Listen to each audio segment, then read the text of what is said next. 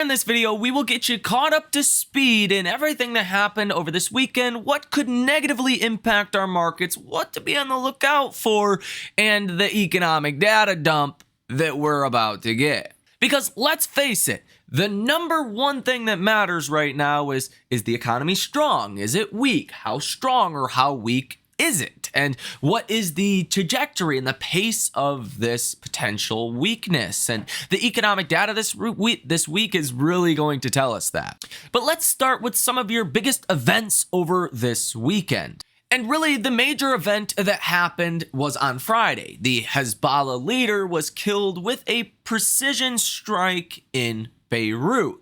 Now, it's being reported that he died via the blunt force trauma of the actual strike itself. He did not have any impalements or anything like that. Neither here or there, I don't think that really matters much. There's escalation in Lebanon, and it looks like Israel is preparing for a full ground assault of Lebanon to probably create some kind of buffer zone. And it's being reported over this weekend that there's been a lot of strikes in Israel.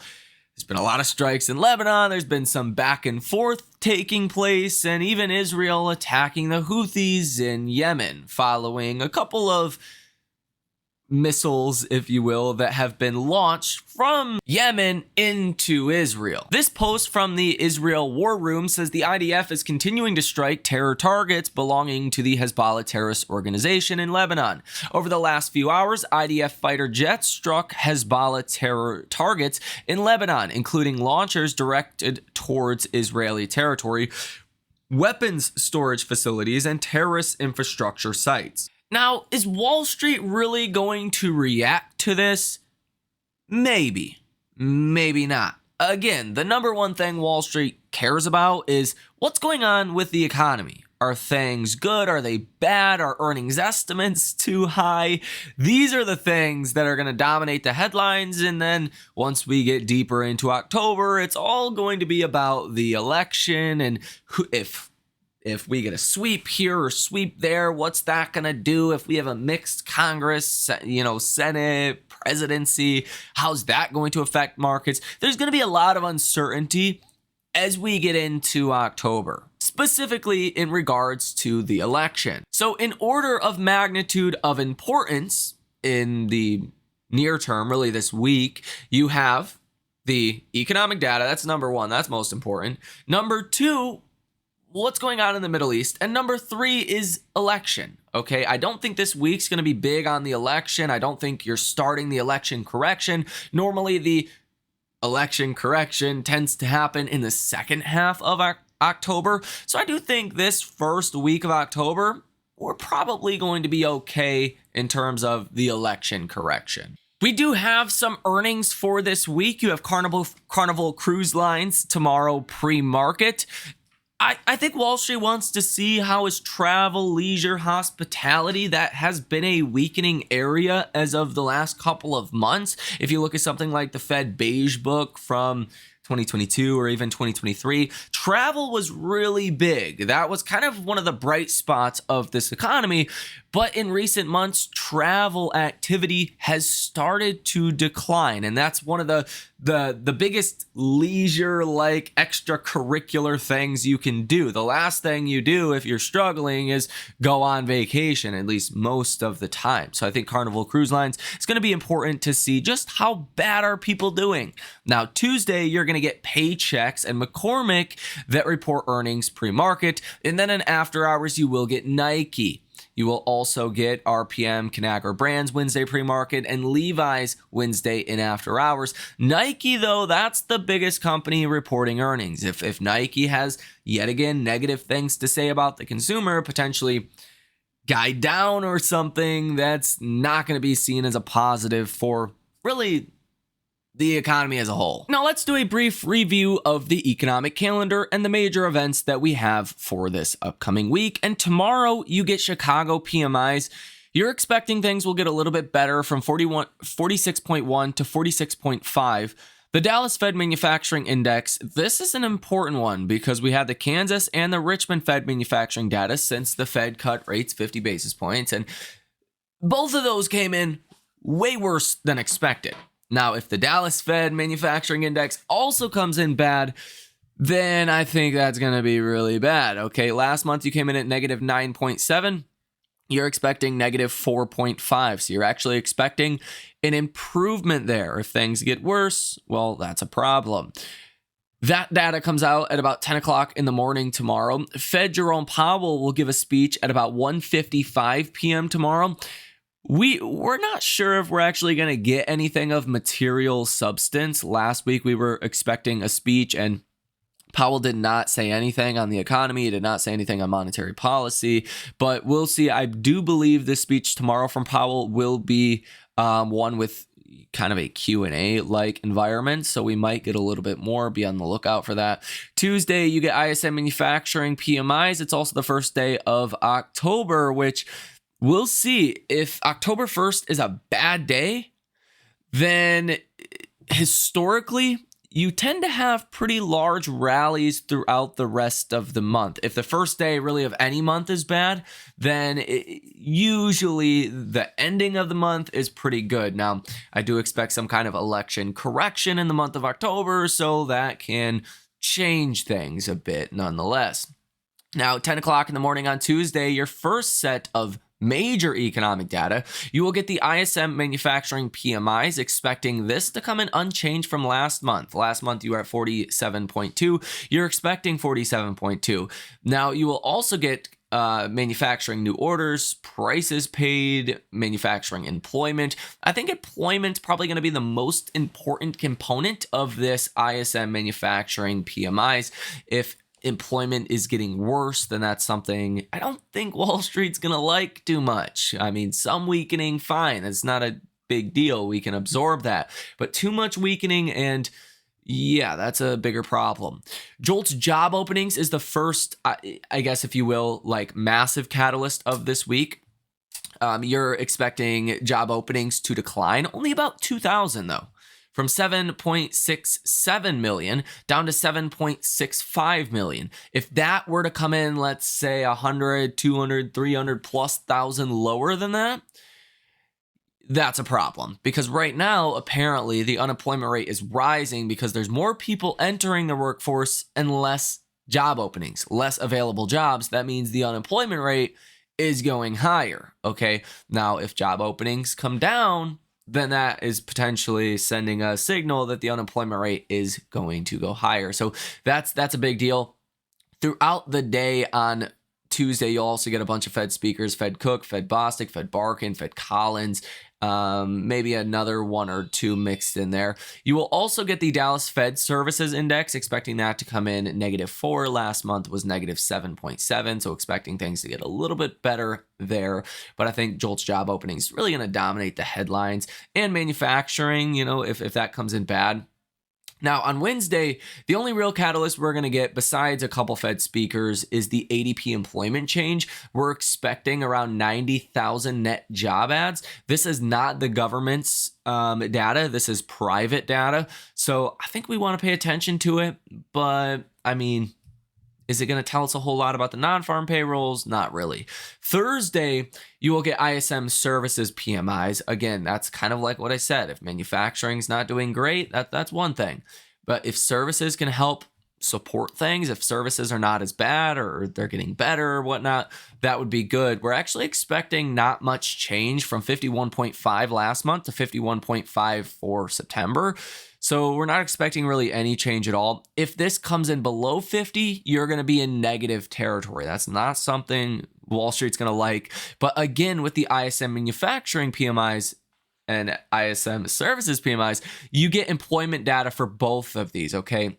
So ISM services business activity, employment, new orders, and prices will all be coming out at 10 o'clock in the morning on Thursday. Specifically, employment's going to be important because last month we were at 50.2. We're expecting this to fall to 50.1. So more weakening in the employment area of the services side of this economy, but we're still not expecting it's going to be negative. So if it does come in negative, anything, again, below 50 is negative, that will be a major problem. Now, Friday it's really your big data. You will get non-farm payrolls. You're expecting 145,000. Citibank came out last week, I believe it was on Friday, and said we could have a 70,000 jobs number.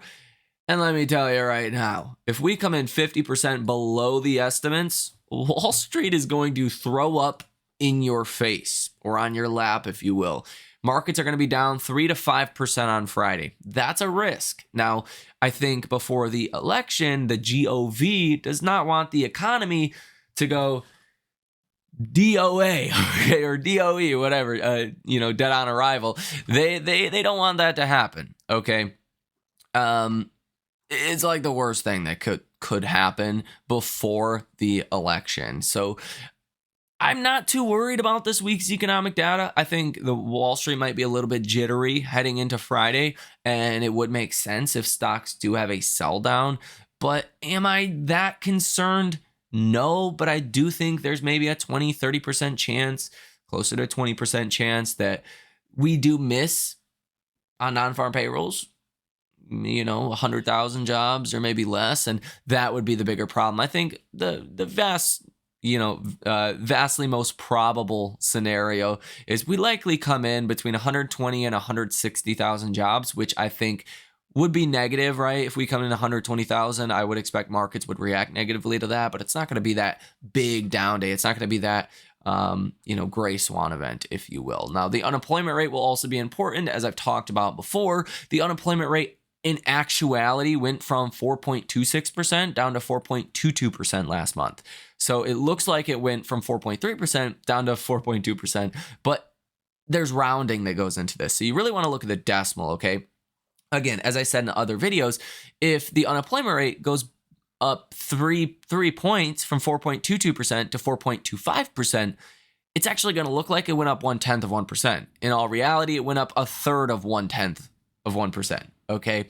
Now, if the unemployment rate goes up to, let's say, 4.34, that would be a big jump from 4.22 to 4.34, but you're still going to only come in at that rounded 4.3% number, but it's going to be closer to 4.4%. Okay. So it depends on where the rounding takes place. So the actual decimal of the unemployment rate is more important than the rounded number, because you could have a rounded up number that's a little bad, or you could have one that's really bad, right? That's showing a lot more weakening.